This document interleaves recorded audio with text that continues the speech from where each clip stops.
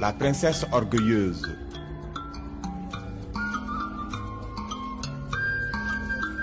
Un roi voulait marier sa fille, mais celle-ci ne trouvait aucun prétendant à son goût. Les hommes les plus beaux, les plus riches, les plus nobles, les plus valeureux faisaient en vain leur cours. En vain, ils déposaient fleurs et cadeaux à ses pieds. Qu'elle avait menu et faim, reconnaissons-le, et c'était soudain en les regardant comme si le reste du monde n'était peuplé que de palmipèdes. Elle contemplait dans les yeux des hommes sa beauté hautaine et implacable. Une telle perfection n'est pas de ce monde, pensait-elle. Qui sont-ils tous pour se prétendre dignes de moi?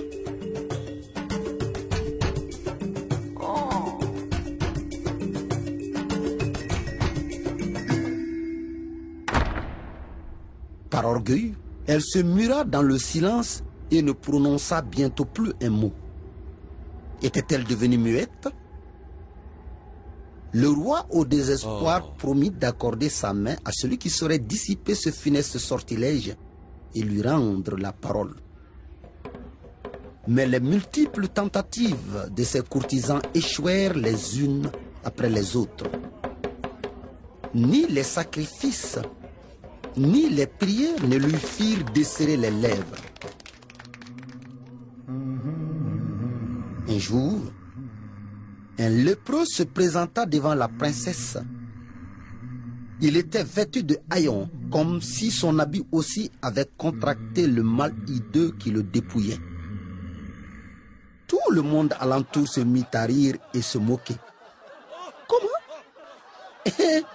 Les hommes les plus beaux du pays, les plus riches, les plus nobles, les plus valeureux n'ont su réjouir son cœur et lui rendre la parole.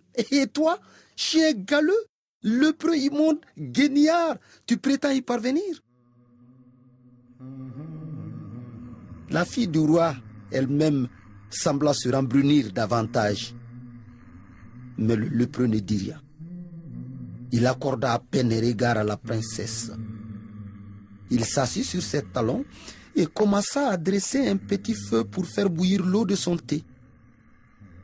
Il ne mit que 2 pierres dans le foyer, si bien que la théière mal assurée se renversa sur le sable. Il l'emplit d'eau à nouveau. À nouveau, il la posa sur les 2 pierres. À nouveau, elle se renversa. Patiemment, il recommença 2 fois. 3 fois encore et 2 fois. 3 fois encore, la théière se renversa.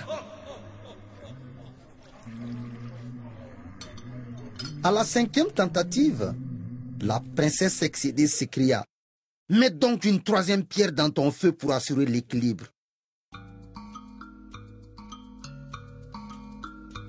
Et c'est ainsi qu'une très orgueilleuse princesse épousa un lépreux.